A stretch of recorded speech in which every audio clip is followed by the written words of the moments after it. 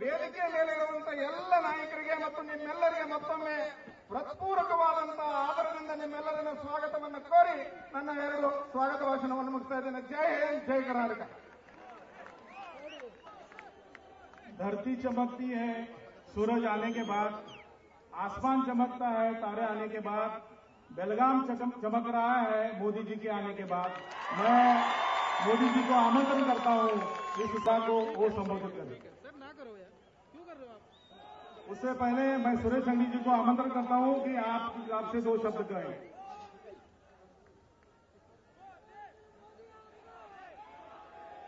बोलो भारत माता की, ನರೇಂದ್ರ ಮೋದಿ ಅವರಿಗೆ ಕರ್ನಾಟಕದ ಗಂಡು ಮೆಟ್ಟಿನ ಸ್ಥಳ ಬೆಳಗಾವಿ ಜಿಲ್ಲೆಗೆ ಆಗಮಿಸಿದ ಭಾರತದ ಭಾವಿ ಪ್ರಧಾನಿ ನರೇಂದ್ರ ಮೋದಿ ಅವರೇ, ಭಾರತೀಯ ಜನತಾ ಪಕ್ಷದ ರಾಜ್ಯಾಧ್ಯಕ್ಷರಾದಂತಹ ನನ್ನ ಸ್ನೇಹಿತರಾದಂತಹ ಪ್ರಹ್ಲಾದ್ ಜೋಶಿ ಅವರೇ, ವಿರೋಧ ಪಕ್ಷದ ನಾಯಕರು ನಮ್ಮೆಲ್ಲರ ಹಿರಿಯರು ಆದಂತಹ ಸನ್ಮಾನ್ಯ ಜಗದೀಶ್ ಶೆಟ್ಟರ್ ಅವರೇ, ಉಮೇಶ್ ಕತ್ತಿ ಅವರೇ, ಲಕ್ಷ್ಮಣ್ ಸವದಿ ಅವರೇ, ಬಾಲಚಂದ್ರ ಜಾರಕಿಹೊಳಿ ಅವರೇ, ವೇದಿಕೆ ಮೇಲಿದ್ದಂತೆ ಇನ್ನುಳಿದ ಎಲ್ಲ ನನ್ನ ಶಾಸಕ ಮಿತ್ರರ ಇಲ್ಲಿ ಆಗಮಿಸಿದ ಬೆಳಗಾವಿ ಜಿಲ್ಲೆಯ ಹಿರಿಯರೇ, ತಾಯಂದಿರೇ, ಅಣ್ಣ ತಮ್ಮಂದಿರೇ, ಅಕ್ಕ ತಂಗಿಯರೇ, ಕಳೆದ 2 ಬಾರಿ ನನಗೆ ಆಶೀರ್ವಾದವನ್ನು ಮಾಡಿ ತಮ್ಮ ಸೇವೆ ಮಾಡುವ ಅವಕಾಶ ಮಾಡಿಕೊಟ್ಟಿದ್ದೀರಿ. 10 ವರ್ಷದಲ್ಲಿ ಬೆಳಗಾವಿಯ ಚಿತ್ರಣವನ್ನು ಬದಲಾವಣೆ ಮಾಡಿದ್ದೇವೆ. ಬೆಳಗಾವಿಯನ್ನ ಬರುವ ದಿನಗಳಲ್ಲಿ ಗುಜರಾತದ ಮಾದರಿಯಲ್ಲಿ ಅಭಿವೃದ್ಧಿ ಮಾಡಲು ತಮ್ಮ ಆಶೀರ್ವಾದವನ್ನು ಬಯಸಿ 3ನೇ ಸಾರಿಗೆ ನರೇಂದ್ರ ಮೋದಿ ಅವರು ಬೆಳಗಾವಿಗೆ ಬಂದಿದ್ದಾರೆ. ನಾವೆಲ್ಲರೂ ಆಶೀರ್ವಾದ ಮಾಡಬೇಕಂತೇಳಿ ತಮ್ಮಲ್ಲಿ ವಿನಮ್ರವಾಗಿ ಬೇಡಿಕೊಂಡು ನಾನು ನರೇಂದ್ರ ಮೋದಿ ಅವರನ್ನ ತಮ್ಮನ್ನು ಉದ್ದೇಶಿಸಿ ಮಾತಾಡಲು ವಿನಂತಿಸಿಕೊಳ್ತಾ ಇದ್ದೇನೆ. ಈ ಭಾಗದ ಅಭಿವೃದ್ಧಿ ಗುಜರಾತದ ಮಾದರಿಯಲ್ಲಿ ಮಾಡಲು ತಮ್ಮೆಲ್ಲರ ಆಶೀರ್ವಾದ ಸದಾ ಇರಲಿ ಎಂದು ಪ್ರಾರ್ಥಿಸ್ತಾ ಇದ್ದೇನೆ. ಜೈ ಹಿಂದ್.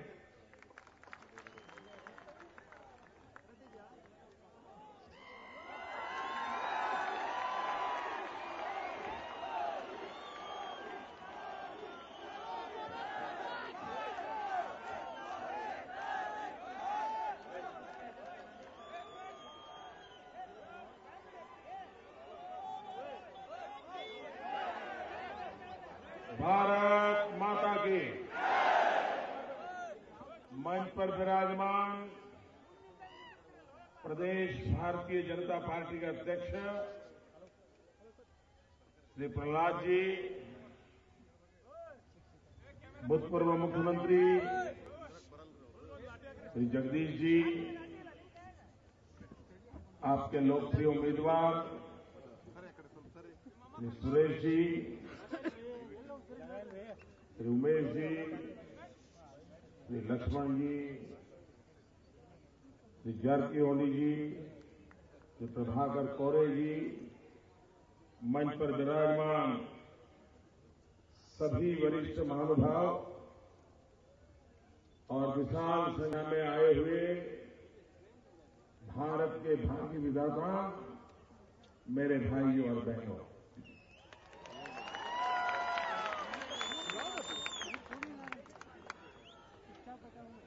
ಕನ್ನಡ ನಾಡಿನ ಜನತೆಗೆ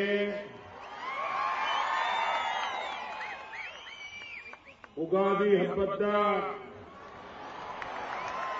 शुभाशयगाओ। और बेलगांव में हूं तो गुड़ी पड़वा की भी शुभकामनाएं।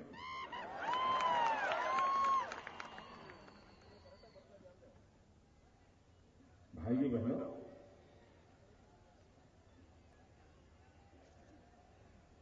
मैं बेलगांव कई बार आया, जनसभा को संबोधित करने का अवसर भी मिला है। जनसभा को संबोधित करने का अवसर भी मिला है, लेकिन ऐसा जन सैलाब कभी नहीं देखा।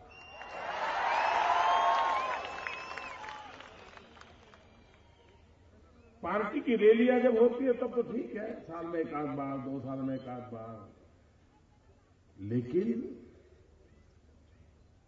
एक पार्लियामेंट सीट की इतनी बड़ी चुनाव सभा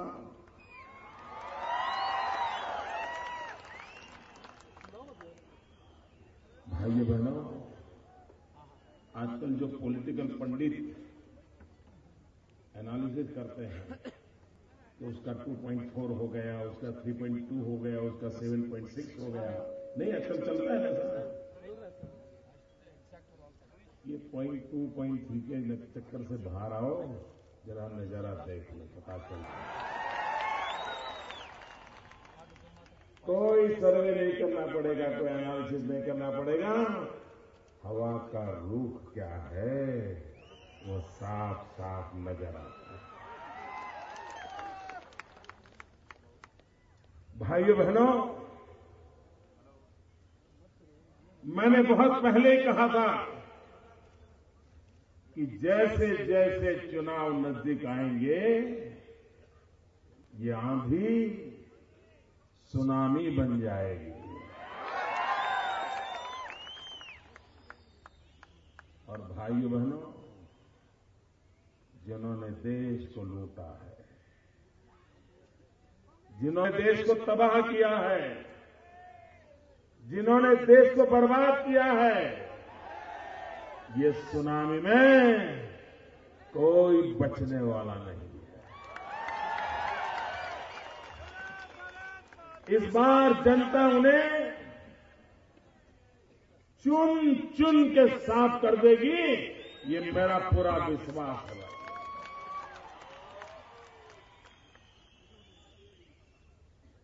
मेरे बेलगांव के भाइयों बहनों, मैं आज भाषण करने के बजाय आपसे बातचीत करने के मूड में हूं।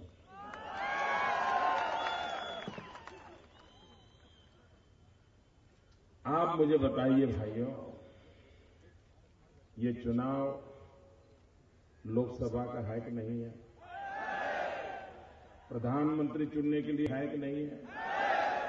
पार्लियामेंट का मेंबर चुनने के लिए है कि नहीं है? तो चर्चा किसकी होनी चाहिए? मुझे बताइए, चर्चा किसकी होनी चाहिए?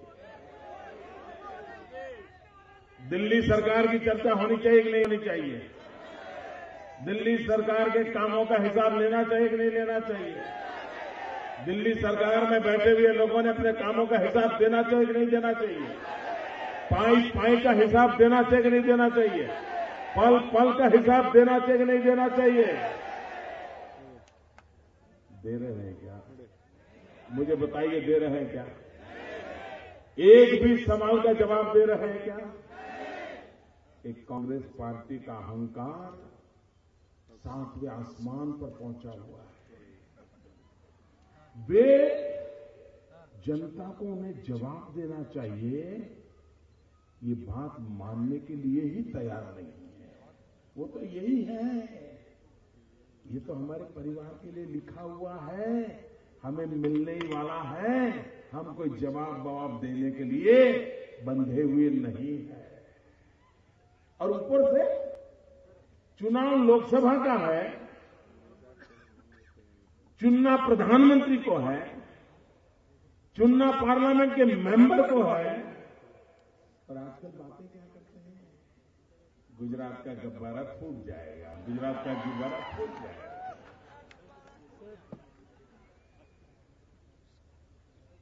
मैं समझता नहीं हूं भाई, आप एमए की एग्जाम में 8वीं कक्षा का पेपर लिखने बैठ गए हो क्या?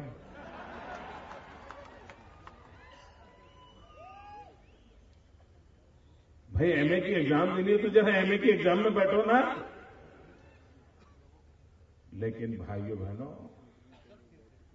वे जवाब देने को तैयार नहीं है। लोकतंत्र में चुनाव एक लोक शिक्षा का भी पर्व होता है। राजनीतिक दलों का दायित्व बनता है, और विशेष करके जो सत्ता में बैठे हैं उनकी जिम्मेवारी बनती है कि वो जनता को जवाब दें। 5 साल में उन्होंने वादे क्या किए थे और काम क्या किया, इसका जवाब देना चाहिए। लेकिन ये जवाब नहीं दे रहे हैं, आरोप कर रहे हैं।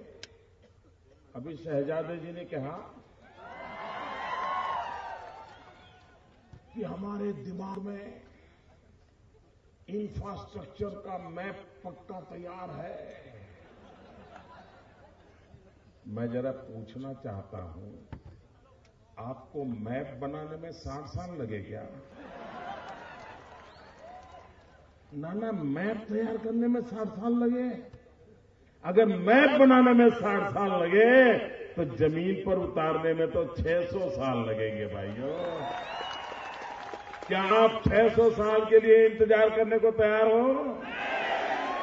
कोई मुझे बताइए भाइयों, आज जब ग्लोबल इकोनॉमी का जमाना है, विश्व व्यापार किसी भी राष्ट्र के लिए महत्वपूर्ण अंग बन गया है।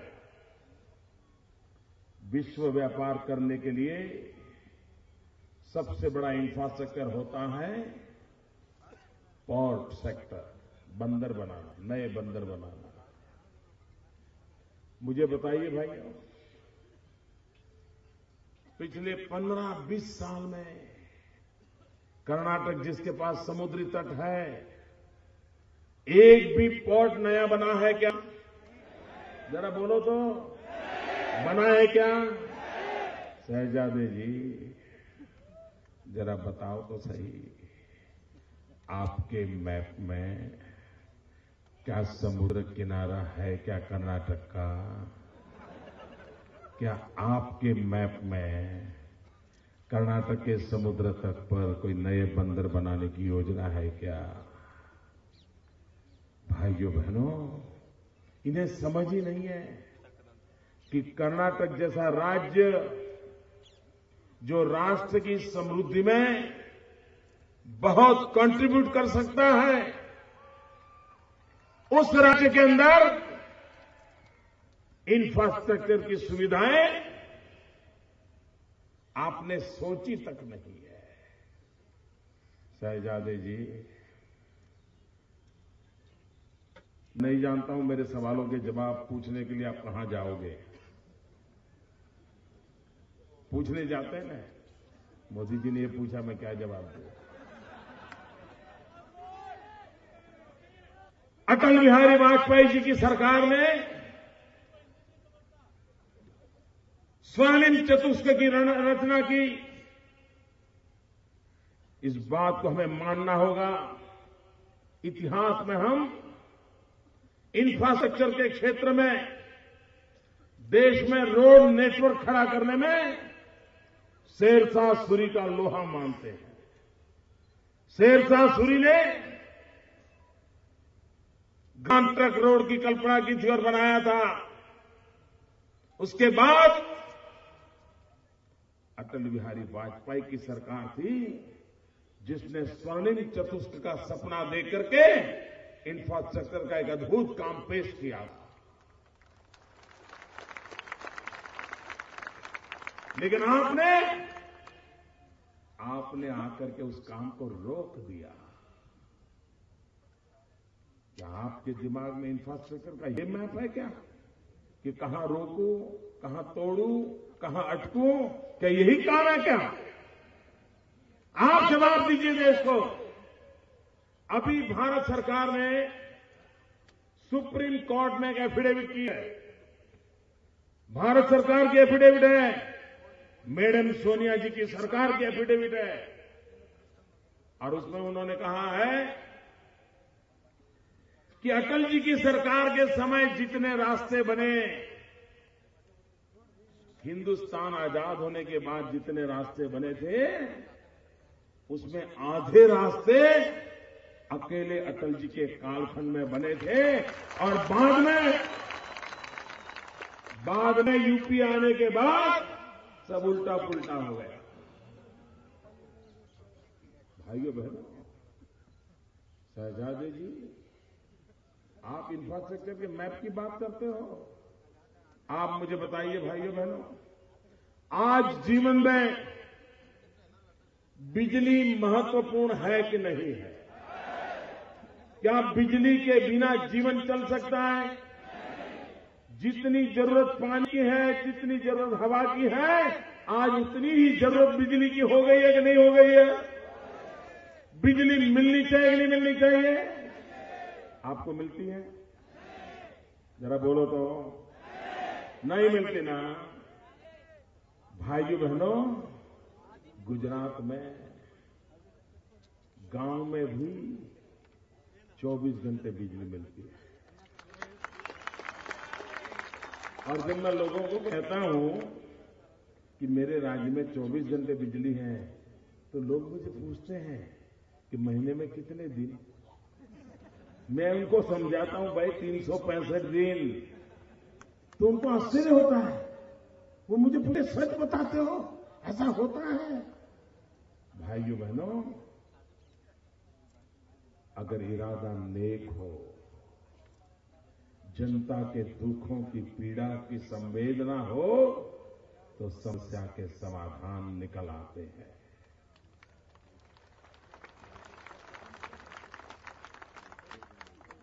जिनके दिमाग में इंफ्रास्ट्रक्चर का मैप पड़ा है, मैं उन्हें पूछना चाहता हूं, क्या उनको ये पता है कि देश के हर कोने में बिजली की मांग है? किसान बिजली के लिए तरस रहा है। स्कूल के अंदर बच्चों को कंप्यूटर चलाना है, बिजली नहीं है। गांव में लोगों ने मोबाइल फोन खरीदा है, लेकिन चार्जिंग कराने के लिए दूसरे गांव जाना पड़ रहा है। क्या लोगों को बिजली मिलनी चाहिए कि नहीं मिलनी चाहिए? देश का बहुत एक हिस्सा अंधेरे में डूबा हुआ है। दूसरी तरफ देश के 20,000 मेगावाट बिजली के कारखाने ताले लगे हुए हैं। ऐसा कोई देश सोचा है आपने? क्या आपके घर में अन्न हो और आप भूखे भी हो? ऐसा कभी होता है क्या? ये देश ऐसा है, इन्होंने ऐसा बनाया है कि जिस देश के पास 20,000 मेगावाट बिजली के कारखाने तैयार पड़े हैं, कुछ चालू थे उसको बंद करना पड़ा है। वहां रोज नौकरी करने वालों को मुफ्त में तनख्वाह देनी पड़ रही है, कुछ लोगों को नौकरी से छुट्टी दे दी गई है, और दूसरी तरफ देश अंधेरे में डूबा है। शाहजादे जी, आपके इंफ्रास्ट्रक्चर में नया हो या न हो, क्या ये 20,000 मेगावाट बिजली के कारखानों को आपने ताले लगाए हैं, उसको खोलने की कोई योजना है क्या? जब ताला पूरे का पूरा नहीं खुलता है ना, तब तक उसका ताला खुलने वाला नहीं है। और कारण क्या है? कारण यही है कि कोयला नहीं है। कोयले की खदान नहीं है क्या? हिंदुस्तान के पास अनेक वर्षों तक चले इतना कोयले का भंडार है, लेकिन कोयले की खदान पे ताला लगा है। क्यों ताला लगा है? क्योंकि कोयले की फाइल चोरी हो गई है। फाइल क्यों चोरी हो गई? क्योंकि सुप्रीम कोर्ट ने डंडा मारा है। बताओ कोयला कौन चोरी कर गया? आप सोचिए भाइयों, क्या ऐसी देश की सरकार हो सकती है जहां कोयले के भंडार हो, कोयले के खदान में काम करने वाले मजदूर बेरोजगार हो, 20,000 मेगावाट बिजली के कारखाने पड़े हो, और देश अंधेरे में डूबा हुआ हो? कौन जिम्मेवार? कौन जिम्मेवार भाइयों? जरा पूरी ताकत से बताओ, कौन जिम्मेवार? कौन जिम्मेवार? ये अंधेरा कौन लाया? ये कारखाने किसने बंद किए? ये कोयले की चोरी किसने की? क्या ऐसे लोगों को रहने देंगे? क्या ऐसे लोगों को रहने देंगे? ऐसे लोगों को टिकने देंगे? क्या इतना बड़ा देश ऐसे लोगों को दे देंगे? दिल में आग लगी हुई है भाइयों, पीड़ा होती है ये हमारे देश को लूट रहे हैं, तबाह कर रहे हैं। और इसलिए आज मैं आपके पास आया हूं। आप सोचो तो दोस्तों, मैं नौजवानों को पूछना चाहता हूं, आपके दादा दादी पिता माता ने जैसी जिंदगी गुजारी, मेरे नौजवान मित्र बताइए, क्या आप ऐसी जिंदगी जीना चाहते हो? आप ऐसी जिंदगी गुजारना चाहते हो? आप मुश्किलों में जीना चाहते हो? आप मजबूरी में जीना चाहते हो? क्या आप अपने बच्चों को भी ऐसा ही दे के जाना चाहते हो? आपके भविष्य का यही काम करना चाहते हो? अगर नहीं चाहते हो तो ये बर्बादी लाने वालों को सजा करने का वक्त आया है। और इसलिए मैं भाइयों बहनों आपके पास आया। देश को तबाह कर दिया और कोई दायित्व तो नहीं। हैरानी तो ये बात की है भैया। आप मुझे बताइए, हमारा किसान जगत का ताप अन्न क्यों पैदा करता है?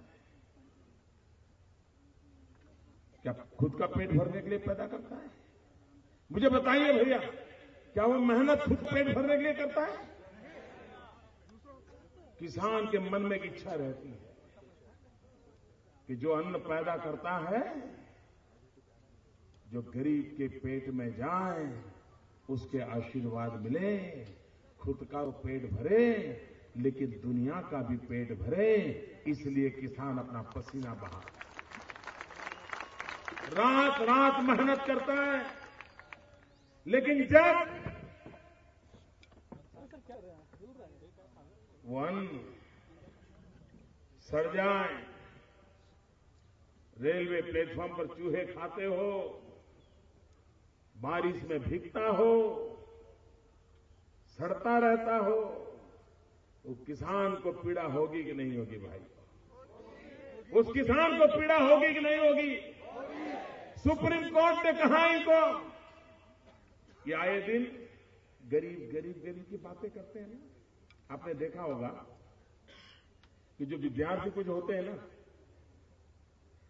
कुछ विद्यार्थी जो होते हैं एग्जाम देने जाते हैं, तो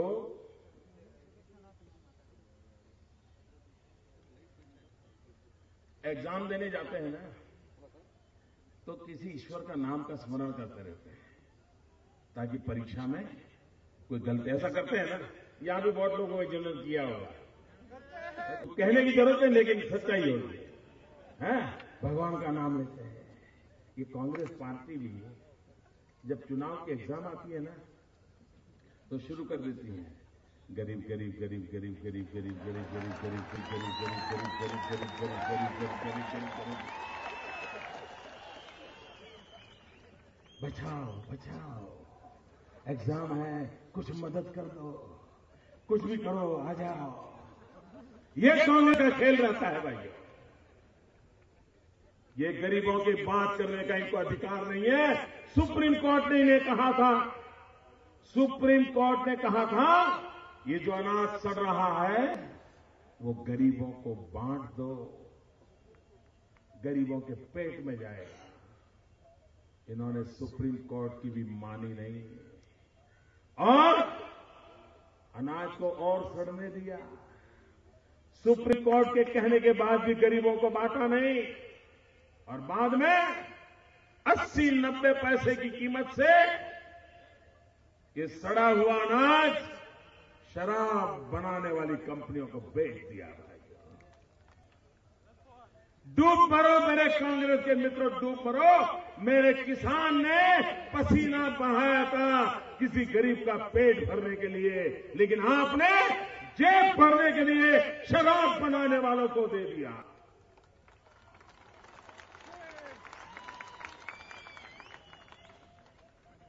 भाइयों बहनों, इसलिए मन में गुस्सा आता है। आंखों के सामने क्या हमारी भारत माता को हम लूटते हुए देख सकते हैं? बर्बाद होते देख सकते हैं? गरीब पीड़ित शोषित दलित मजबूरी में जिए कि हमारा देश ऐसा हो। भाइयों बहनों, बदला जा सकता है और बदलने के लिए हमने बीड़ा उठाया है। मुझे आपके आशीर्वाद चाहिए।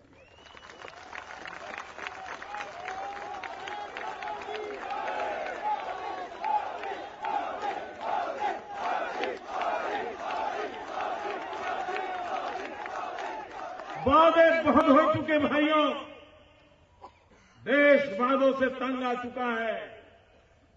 देश को इरादा चाहिए और मैं वादे नहीं, इरादा लेकर के आया हूं।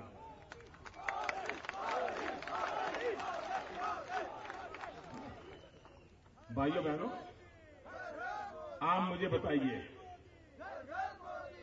आप मानते हैं कि हमारे देश में काला धन है? ऐसे नहीं, जोर से बोलो। आप मानते हैं कि विदेशी बैंकों में हिंदुस्तान का काला धन है? आप मानते हैं कि देश के कुछ चोर लुटेरों ने विदेशी बैंकों में हमारा पैसा जमा किया है? आप मानते हैं कि वो रुपये वापस आने चाहिए? दुनिया के किसी भी देश में हिंदुस्तान का पैसा रखा गया है, पाई पाई वापस लानी चाहिए कि नहीं लानी चाहिए? काला धन वापस लाना चाहिए कि नहीं लाना चाहिए? आप तो हाँ ही कहोगे ना। आपका क्या जाता है? आप न क्यों कहोगे मुझे बताओ? आप मना क्यों करोगे? आप हाँ कह रहे हैं क्योंकि आपका एक भी पैसा वहां नहीं है। ना कौन कह रहे हैं? ना कौन कह रहे हैं? क्यों कह रहे हैं? क्यों कह रहे हैं? उन्हीं के पैसे हैं और उन्हीं से मिली भगत करने वालों के पैसे हैं। भाइयों बहनों, मैंने ठान के रखी है, अगर आप मुझे आशीर्वाद देंगे, मौका देंगे, मैं पाई पाई वापस लाऊंगा।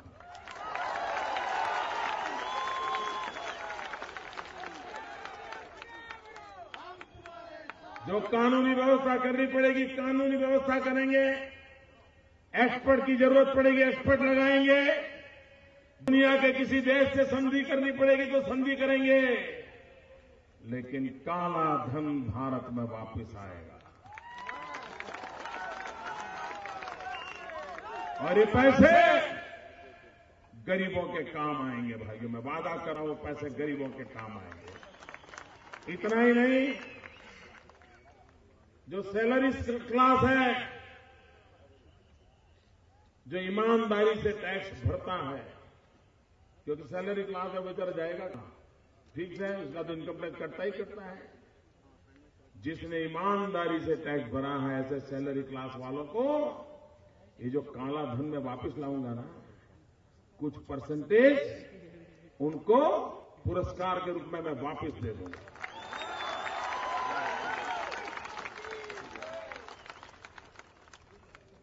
हमारे सोच है कि जो ईमानदार है उनको पुरस्कार मिलना चाहिए, जो बेईमान है उनको सजा मिलनी चाहिए। भाइयों बहनों, आमतौर पर चुनाव होते हैं तो जो सत्ता दल होता है उसको हटाने के लिए सारे दल इकट्ठे आते हैं, सभी विरोधी शक्तियां इकट्ठे आती है, कुछ भी करो इनको हटाओ। पहली बार ऐसा हुआ है कि जिसमें एक विपक्ष के व्यक्ति को, एक छोटे से राज्य के मुख्यमंत्री को दिल्ली आने जाए, इसलिए सब इकट्ठे हुए हैं। कुछ भी करो, मोदी को रोको, मोदी नहीं आना चाहिए। ये मोदी को रोकना क्यों चाहते हैं भाइयों? क्यों तूफान खड़ा किया इतना? कुछ भी करो, मोदी को रोको, कुछ भी करो, मोदी को रोको, कुछ भी करो, मोदी को रोको। ये इसलिए डर रहे हैं ये इसलिए थर थर कांप रहे हैं कि उन्हें मालूम है 16 मई के बाद उनकी जगह कहां होगी।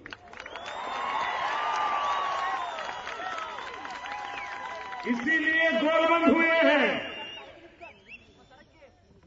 भाइयों बहनों, जब से मुझे गुजरात का काम मिला था तो मैं दिन रात सोचता था इस समस्या का हल क्या निकालूं, समस्या का हल क्या निकालूं। जब मुझे पूरा देश का दायित्व देने का मेरी पार्टी ने निर्णय किया तो तब से मेरा दिमाग लगा रहता है कि मैं समस्याओं का हल कैसे खोजूं, बेरोजगारी का हल क्या हो, महंगाई का हल क्या हो, भ्रष्टाचार का हल क्या हो, नौजवान को रोजगार मिले इसके लिए क्या हो, माताओं बहनों को सुरक्षा मिले इसके लिए क्या हो। दिन रात भाइयों बहनों, दिन रात मैं समस्या का हल खोजता हूं और ये लोग मोदी का हल खोज रहे हैं। मोदी का हल खोज रहे हैं। मोदी का हल क्या? भाइयों बहनों, मैं कहता हूं महंगाई रोको, वो कहते हैं मोदी रोको। मैं कहता हूं भ्रष्टाचार रोको, वो कहते हैं मोदी रोको। मैं कहता हूं बेरोजगारी रोको, वो कहते हैं मोदी रोको। वो कहता हूं किसानों की आत्महत्या रोको, वो कहते हैं मोदी रोको। भाइयों बहनों, उनका एक ही एजेंडा है, मोदी रोको। मेरा एक ही एजेंडा है, देश को आगे बढ़ाओ। निर्णय आपको करना है मेरे भाइयों बहनों। भारतीय जनता पार्टी पूरे कर्नाटक के लोगों को आज बेलगांव की धरती से मैं आग्रह करता हूं, अनुरोध करता हूं,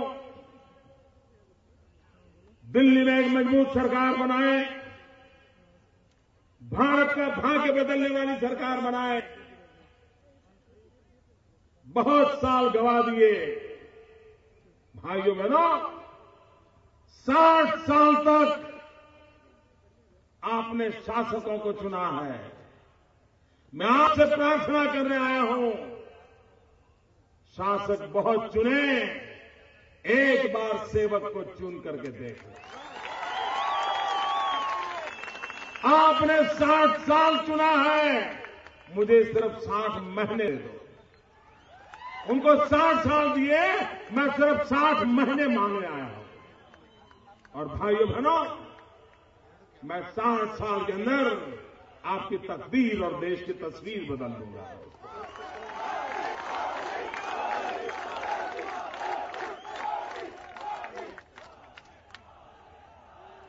उज्जवल भविष्य के लिए गरीब से गरीब की चिंता करने के लिए, दलित हो, पीड़ित हो, शोषित हो, वंचित हो, गांव में रहता हो, शहर में रहता हो,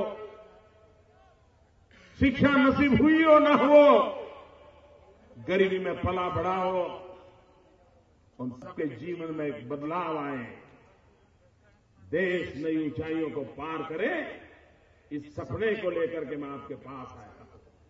भाइयों बहनों, मुझे आपका आशीर्वाद चाहिए, आपका समर्थन चाहिए।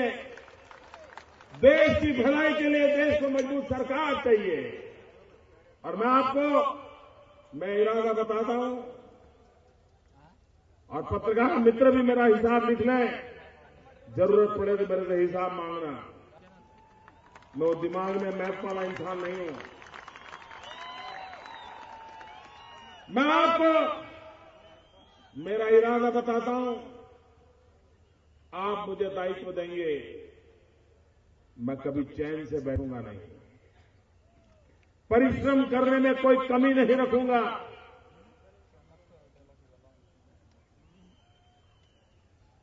जनता की भलाई के लिए सोचूंगा, काम करूंगा। बद इरादे से कोई निर्णय नहीं करूंगा। और इसलिए भाइयों बहनों, मैं आज आपके पास आया हूं, एक सेवक के नाते आया हूं, और सेवक के नाते जीना चाहता हूं। सेवक के नाते आपकी दी हुई जिम्मेदारी को निभाना चाहता हूं। मुझे विश्वास है मेरे कर्नाटक के भाइयों बहनों, मुझे विश्वास है मेरे बेलगांव के भाइयों बहनों, आप कर्नाटक से सारे के सारे कमल भारतीय जनता पार्टी की झोली में डालेंगे। हम आपको एक मजबूत सरकार देंगे, हम एक आपको मजबूत सरकार देंगे, हम प्रगति की नई ऊंचाई पर देश को ले जाएंगे। आपने इतना प्यार दिया, इतना समय देख रहा हूं, दूर दूर तक लोग ही लोग हैं। मैं आपका प्यार कभी भूलूंगा नहीं। मेरे बेलगांव के भाइयों बहनों, मैं इस प्यार को ब्याज समेत विकास करके लौटाऊंगा भाई। मेरे साथ बोलिए, भारत माता की, भारत माता की, भारत माता की।